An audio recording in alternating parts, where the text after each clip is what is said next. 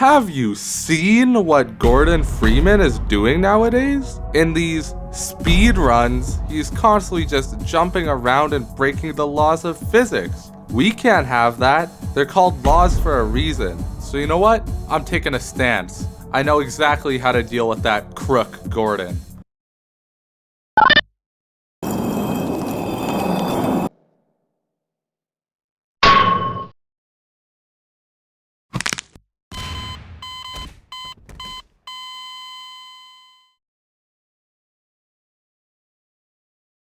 So, unfortunately, after the incident, Gordon lost the ability to jump. And even more unfortunately, Black Mesa's employment plan does not include disability leave, so Gordon must still come into work. Thankfully, there will only be normal work days where nothing goes wrong, so I'm sure he'll be okay. So, before things go wrong, I want to set the rules of this run. Number 1. We cannot press whatever button is bound to this jump action. Number 2. Do it in hard mode. After all, Gordon is a highly trained professional. Number 3. Don't use glitches. There are so many dumb things possible in this game, like this door gives you infinite health. Why? I don't know. It's a Valve game. Now, the first and most important thing to do is unbind the jump key. I cannot tell you how many times I press the spacebar just by instinct. So by removing this key, it actually physically makes us unable to jump. Great. No cheating accusations now! Okay, awesome. Let's play the actual video game. Now in the lab, we can walk on over to our HEV suit and make it to the actual test chamber without any issues. Once in there, we push the crystal into the laser beam and start the end of the world or whatever, but that doesn't really matter right now. When we push the crystal into the laser, we had to drop down into this extremely tiny pit. But the issue is, without jumping, we can't actually get out of the pit. It's over, mission failed.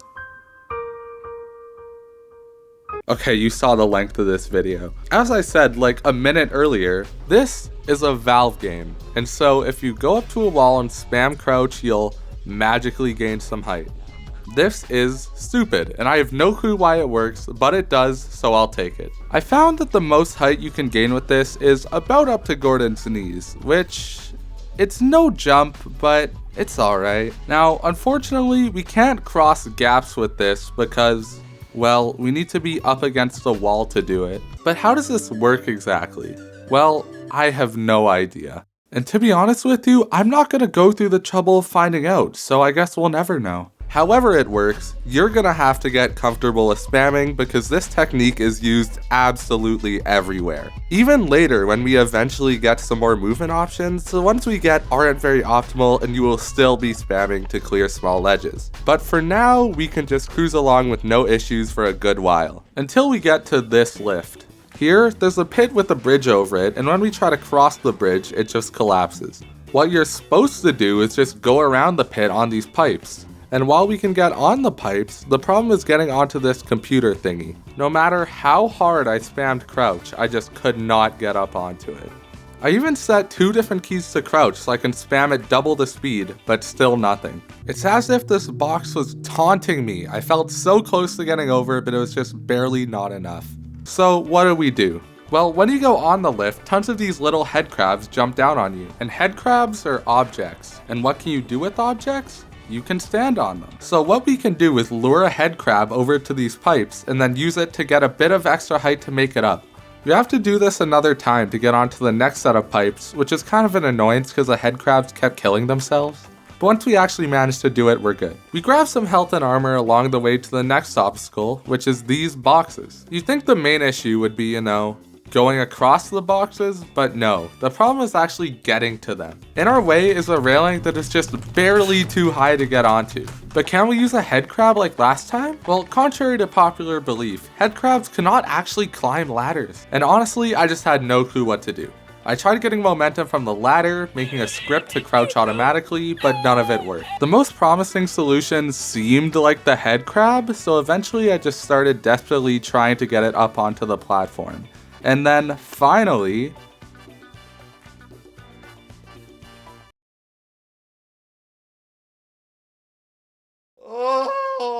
yeah, the head crab did immediately jump to its doom, But the point is that it's possible. A lot more tries later, I managed to get the head crab onto the platform, and this time it didn't actually jump into the abyss, and I used it to get on top of the railing and go down the boxes.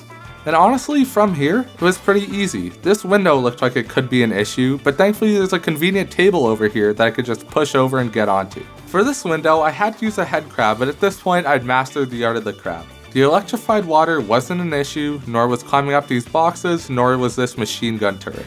We just keep moving along until we find the Holy Grail, the savior of this run. Grenades.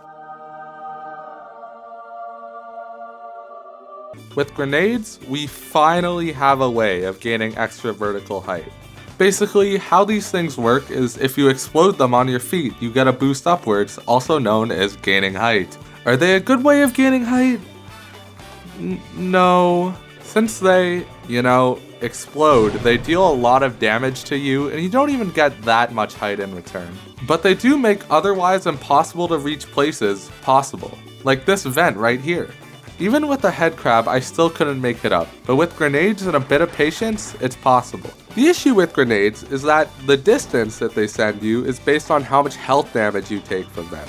Okay, watch this. With no armor, I get sent flying and I'm able to make it onto the building. With full armor, I break my legs. And that was with the initial vertical movement from jumping. Do you want to see how high you go without jumping? Nowhere! Precisely crouching when the grenade is going off helps get a little higher, but it still is not very great.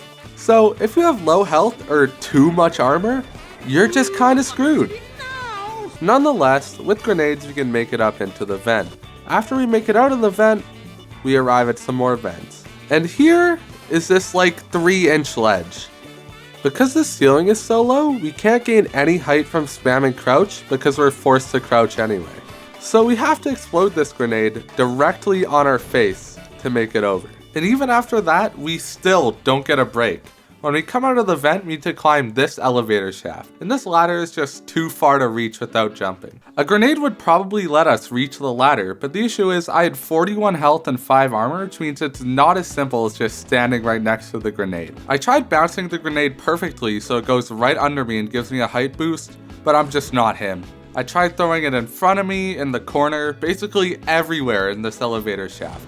I just couldn't get it to work, and even if it did, I don't think it would have gotten me to the ladder. The strategy that I settled on was throwing the grenade at the start of the shaft and using it to give me horizontal movement. And after a lot of near misses, I did it. Yes! Yes! And in the next chapter, got hostiles. The military comes down to kill all the scientists or whatever, but thankfully for us, this chapter is mostly focused on combat and not movement, so it's okay. After going through the vents and grabbing some extra supplies, we open the silo door and enter Blast Pit. Now, I hate Blast Pit. It is so terrible, but we have to do it, so...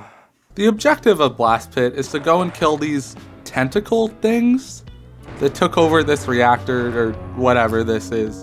And to do that, you need to go turn on the fuel and power for this thruster that fires and gets rid of these guys.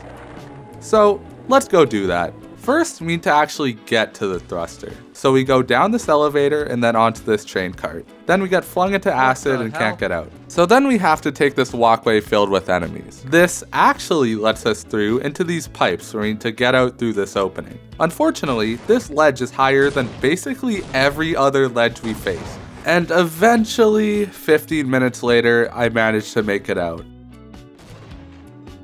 Yes! Yes! Oh, thank God! I don't care that I'm on 8 HP. After the pipe, we go into this big radiation room, and once again, we find a small gap that we cannot cross. I grabbed some health and armor from around the room, and with some time, I made it onto the elevator. Yes. We are now finally at the actual thruster. I watched this guy get murdered and then headed in. The tentacles will try to kill you, but as long as you're quiet, they're not too hard to dodge. Now, we can either go to the power room or the fuel and oxygen room. I went to the fuel and oxygen room first, and I pretty easily turned them on. Now the power. To get to the power, you have to go through this hallway with 2 gaps. This gap is always there, and this gap appears after you walk over it. I made it across the first gap after a bit, and then I went and did all the things to turn on the power. The issue is, coming back to the thruster, I only had 57 HP. And 57 HP is just not enough to make it across these two gaps. And believe me, I tried, but it just is not possible to get across both of these gaps, only taking 30 HP from each one. So the only choice that I was left with was to reset all the way back to the pipe and get out with more health. I don't know how to express just how much of a pain in the ass this was, but I sure will try. Remember how I said that armor reduces how far you go from grenades? Well, now that I do have more armor, getting across these gaps is near impossible. You know what? I want you to guess just how long it took me to make it over this one gap. Okay, time's up. I started trying at 14 minutes and 19 seconds, and guess when I made it out? 59 minutes and 40 seconds. 3/4 of an hour on this little fuck. Not to mention the way back. This gap is even harder since there's no ledge to land on and the gap is longer. But you know what? That'll be a problem for when we actually get there. So after what felt like forever, I made it out of the pipe with a lot of health and armor. Yes. I went and turned on the fuel with no issue like last time, and after the aforementioned 3/4 of an hour, I made it over the first gap. Yes! Oh, was I recording that? Please tell me I was recording that. Now I can just go and turn on the power, which wasn't that hard. Now, all that stands between us and freedom are these two gaps. I had 100 health and 27 armor, and thankfully for me, if all of your armor gets destroyed in one blast, it still gives you a decent amount of velocity, even though you take less health damage. And after 10 minutes of trying, I got it. Okay, yes. For the next gap, I had 70 health, which was more than enough to make it over. Yes! I got over the pit and made it into the main room. And finally, after multiple hours of nothing but pain and suffering from Blast Pit, I made it to the thruster, turned it on, and finally ended it. Fuck you guys.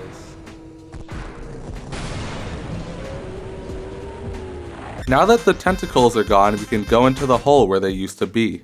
It's mostly smooth sailing, we just need to use a grenade to get up some ledges until we reach this room. This room contains the actual savior of this run. Inside this crate is a laser mine.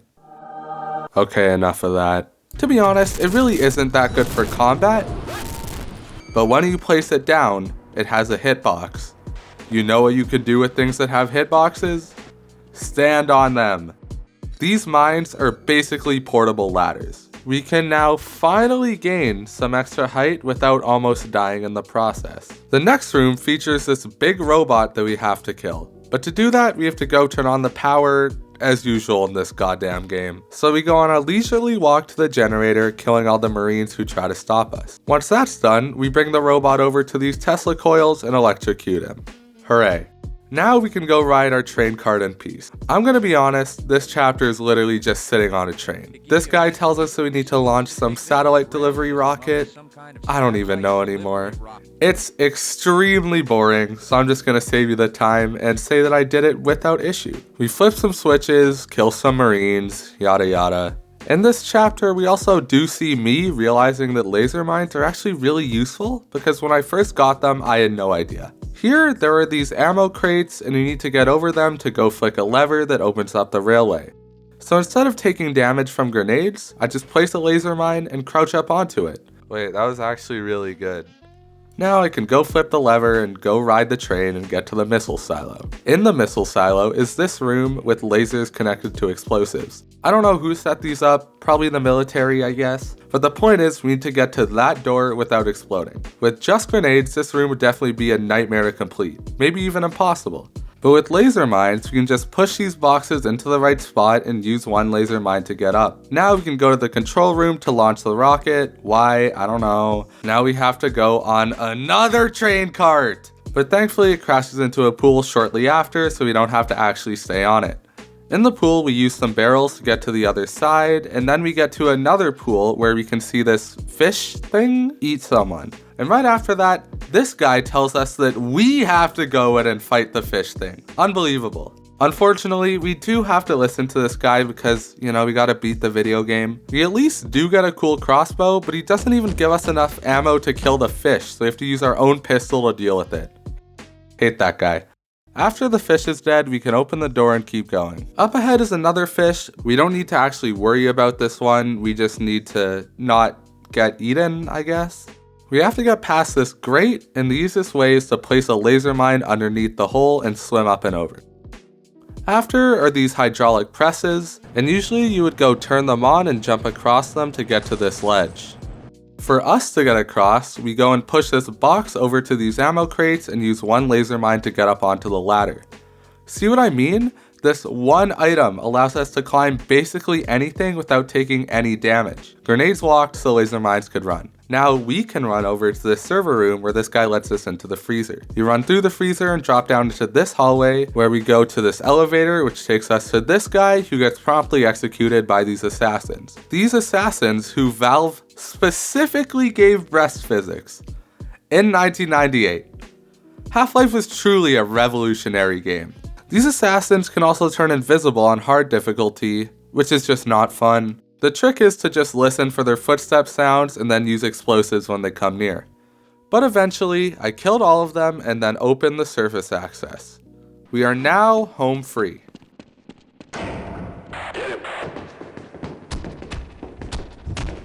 Whoops! Turns out it was an ambush. The military just got us. And with the military's massive intellect, instead of just killing Gordon on the spot with, guns, they just put him in a comically slow crusher with boxes conveniently placed to get out.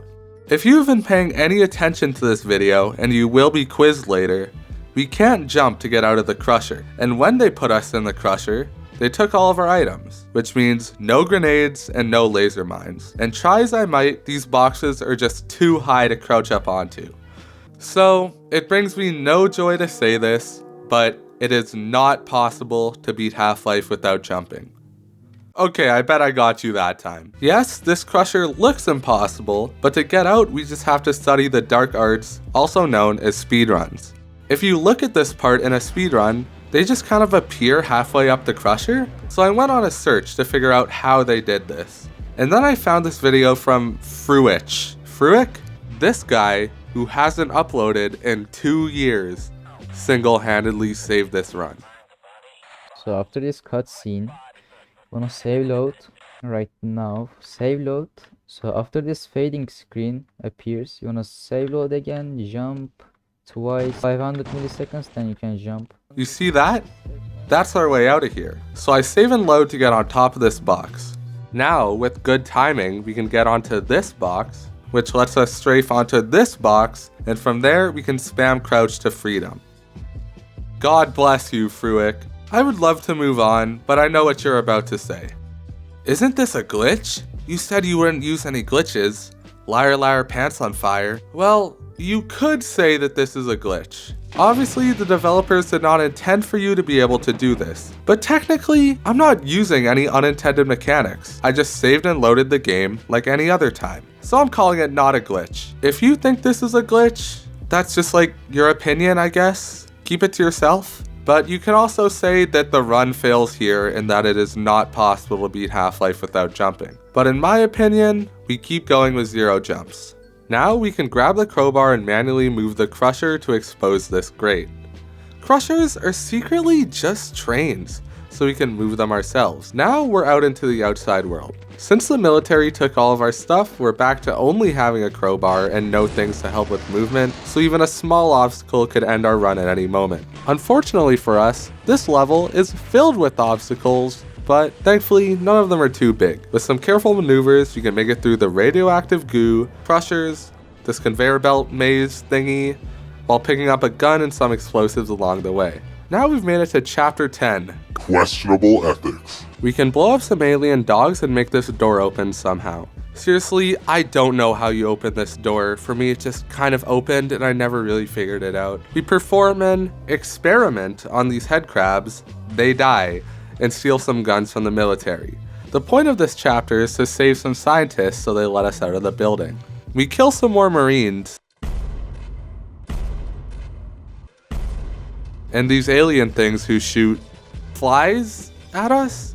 We also do some things with lasers and stuff. I don't really know. Anyways, we get some goodies along the way. We get our laser mines back, and we get the Tau cannon. When fully charged, the Tau cannon gives a lot of horizontal velocity. Definitely not as useful as the mines, but another movement item that doesn't damage us is always appreciated. And after blowing up this wall with a big laser, we can convince these scientists to let us out of the building. We escort them to the exit, and we are finally on the surface, for real this time. You could even say, we're on the surface tension! We kill some more Marines and reach this dam with a helicopter and a really big gun shooting at us. It's very intimidating, but not that hard to avoid. To make it down from the dam, we have to put down another big fish, after which we can open this hatch. Once down, there are lots more Marines, who are not very cool, so we kill them. There's also landmines, which require a lot of trial and error to not die to. After making it around the mines, we turn a wheel that opens a storm drain hatch, and we can make it into the hatch with a little bit of parkour. The storm drain hatch leads to this cliffside where after a bit of fighting, we see a helicopter. To even the odds, we get a rocket launcher. It's not very useful for height, but come on, rockets are always just a nice thing to have. Now that the helicopter is out of order, we can climb these rocks by just spamming crouch. Not much interesting happens for a while. There's some tanks and we need to use a laser mine to climb this wall. We mostly just do combat until we get to this hallway with a bunch of laser mines that the military placed this time. You have to spam crouch very precisely to make it onto this railing, and then use a mine of our own to climb through this window and make it into a room with even bigger bombs. If even one thing explodes in this room, the whole building goes down with it. And when we use laser mines to climb things, yeah, the building tends to go down a lot. We need to get to the elevator in the middle, and the entrance to it is blocked with mines. Fortunately, there are lots of boxes around, and with some well-placed laser mines, we can make it into the elevator. What can these things not do? Down the elevator is, get this, more military. It's kind of just rude at this point. Like, stop wasting my time. Then we have to fight another tank, which is also a massive pain, but I blew it up eventually. We can get this guard to open the armory, which contains all of the ammo and explosives you would ever need, including a restock on laser mines. We need to do some parkour here, which is where the Tau cannon is finally useful. We still need to use a laser mine though. After this is, you guessed it, more combat. I really don't have much to say about it. I can only say that I ran around and shot things so many times before it becomes repetitive, and I've said it a lot already. But, I shot a bunch of things. It went pretty well. There were some alien trampolines that I couldn't figure out how to use. You can just crouch over them and then they work fine. And finally, eventually, we are done with surface tension and are now on to forget about Freeman. This marks the point where the military is less of a threat because they realized that they were getting their ass kicked by the aliens from Zen and thought, maybe this isn't a good idea, and decided to retreat. I used the Tau cannon again to get past these falling rocks, and I tried to use this chair to get out of this room, but eventually I gave up and I just used the laser mine. Now we just have to not die so we can get to this hatch, which leads to some water tunnels, where we use a laser mine to get above this grate. Now we can swim for a bit, blow up a tank, fight some people, and a bit later, we can be the ones using a tank. We mow down all of the aliens and blow up their artillery cannon, and now we're in the Lambda core. The Lambda core is where we've been trying to go basically the whole game. It contains a portal to Zen, which we want to go to try to stop the aliens from coming. The Lambda core is the last chapter of the overworld, and it's pretty challenging, both in the main game and in this run. Or maybe I just suck, I don't know. The first part isn't so bad. We have to fight more assassins, which is still a massive pain, but nothing too special. After that, we come across a scientist who lets us into the, actual Lambda core. And there's another scientist who tells us we have to go and activate the coolant systems to flood the reactor. Flood the reactor, flood the reactor, flood the reactor, flood the reactor, flood the reactor, flood Not again. Fortunately, unlike Blast Pit, we have a few more tools at our disposal this time, so it shouldn't be that much of a challenge. I decided to go to Coolant System 2 first, but then the ceiling collapsed when I tried to walk over there, so I decided that Coolant System 1 might be the better option. There are a few aliens we need to kill, but otherwise, we just go and flip a lever. For Coolant System 2, the rubble that fell down in front of it is conveniently shaped so you can just walk by it into the actual coolant room. In the coolant room, there are more aliens, which, to be honest, is kind of a given at this point. After we take them out, we can use the Tau cannon to cross this gap and then go and turn on the pump. Now that the pumps are on and the reactor hopefully won't explode, the water has risen enough so we can go and climb this ladder to get deeper into the facility. We use the Tau cannon and some laser mines to cross some gaps, and after some more combat, we make it to this room with a bunch of teleporters. You have to either Google what the right portals are, or just brute force it until you go into the right ones. Yes, there are these numbers that tell you which portals are correct, but I didn't know about it at the time, and I'm willing to bet that most of you didn't know either until I just said it. This was pretty terrible and took a long while, but we finally make it to the supply room, where a scientist is waiting for us so we can go to Zen. Zen is where all of the aliens are actually coming from. You can probably infer that it's going to be dangerous, so we need to make the most out of the supply room. In the supply room, we can collect everything we're going to need, more laser mines, more ammo, stuff like that. We also get some long jump boots, which we can't use, unfortunately. Whatever. We get a refill on health and suit power, and now we're ready for the final stage of this game. The scientist finally lets us into the portal room, where another scientist is turning the portal to Zen on. This spawns a bunch of flying enemies, which we have to deal with. But after taking his sweet time, the scientist finally opens the portal, and with a Tau cannon shot, we make it in and enter Zen. We spawn on this island, which looks like it might be a problem. Zen does have low gravity, but you're really intended to use the long jump boots. We do at least have the Tau cannon, and while it's not as good as long jump boots, it's good enough. Getting to the big island was a problem though. Just dropping onto it isn't possible because of fall damage. I tried a bunch of things, but what worked for me was using the Tau cannon to get onto these rotating platforms and slowly making my way down. I did have to take some fall damage, but thankfully there's an infinite healing pool on the island which recovers us back to full. We use another laser mine to get into the core of the island and slide up this rock to activate a portal. We land in Gonarch's lair, where we have to fight this head crab looking thing with a sack that, as the Half-Life wiki says, resembles a giant testicle. Once we deal enough damage, it runs away, we follow it, we shoot it more, it runs again, we shoot it more, it dies, and it opens another portal which we go into. It spawns us in Interloper, the second last chapter of the game. We venture underground for a bit and find this pole which takes us high into the sky. There are enemies shooting at us, which is kind of annoying, but it's alright. After dropping down onto another rotating platform, we can use the Tau cannon to launch into another portal while barely surviving. If you haven't already noticed, going into portals will be a trend in Zen, so I hope you like them. The island we're portaled onto has some supplies and another infinite healing pool. There's also a killer death robot, but we can just kinda walk around him and we don't really have to worry. We move forward, and now the tentacles are back.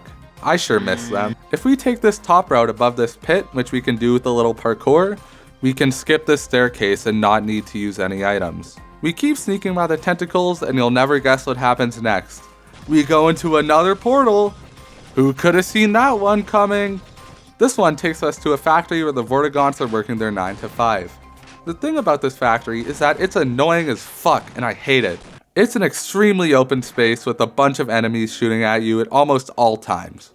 But we can take out the enemies and take some elevators up to some conveyor belts. They take us deeper into the facility, and from there it's more of the same, kill some monsters, take some suit power that this guy graciously gifted to us, yada yada. Another big reason why this area was painful is because of my actions. I decided that every time I would take a little bit of damage, I would load the last save and try to do it without taking damage. This was, not kinda, extremely pointless, but that's what I did, so that's just how it is. But I slowly inched forward, making my way through the facility. I climbed some more elevators while getting shot at by enemies in the aforementioned big-ass open room, and after a lot of perseverance, I made it to a portal. It drops us at some islands. We have to do some platforming, but it's nothing the Tau cannon can't handle. And finally, there's one last portal which takes us to the Nihiland. the final boss. We are officially in the end game, the final chapter. Everything led up to here. So, let's do it. This boss has a lot of verticality, so I honestly didn't have high hopes. But to be completely honest with you, I didn't have high hopes for most of this run, and I know I'm going to be proven wrong again. To actually beat him, you need to shoot out these 3 crystals, then just give him everything you got. He will try to kill you, of course, and the main problem are these green orbs. These teleport you to some alternate dimension, and most of these are just not possible to escape without jumping, which means that if you get hit with these, it's practically just instant death. His second attack are lightning orbs that deal tons of damage. And to dodge both of these orbs, you just need to stand behind a wall and they will disappear. The orbs aggressively home onto you, so you can't outrun them. There are some higher platforms which you can use these alien trampolines to get to. Both of them have healing pools, but they are very risky since you can easily get shot while using them. Now that the stage is set, let's actually fight him. I use the trampoline to get up to this crystal, which I use the crowbar to destroy. Destroying it with the crowbar might seem kinda pointless, but the Nihilanth has tons of HP, so every little ammo save counts. I then shot out the other 2 crystals and went up to this highest platform. To be honest, I probably should have gone to the lower one since it has a wall to hide behind, but oh well. And if you stand on the right spot on this higher platform, the orbs will just get confused and miss you. And so I stood there and used everything I have on the Nihilanth.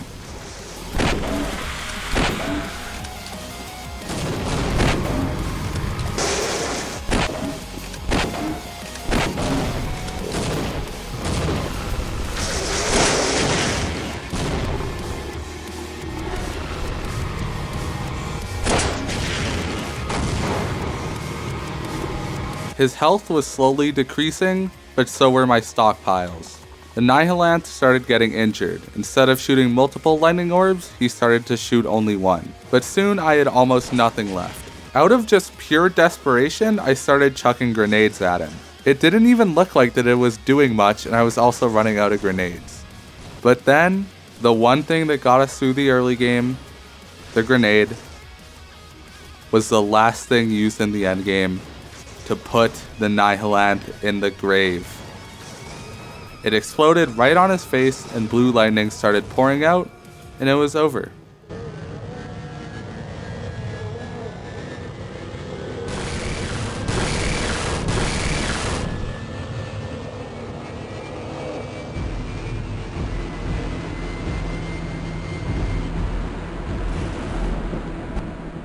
The screen went dark.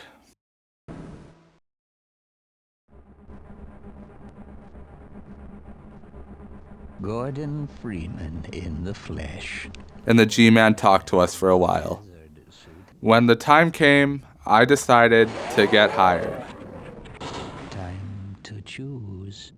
And so I walked into the actual final portal. Wisely done, Mr. Freeman. I will see you up ahead. And watched as the credits rolled. And all of this leads me to say that it is possible to beat Half-Life without jumping. Gordon has proved that he is still a valuable asset to Black Mesa even though his kneecaps have been shattered. And that's it. Thanks for watching.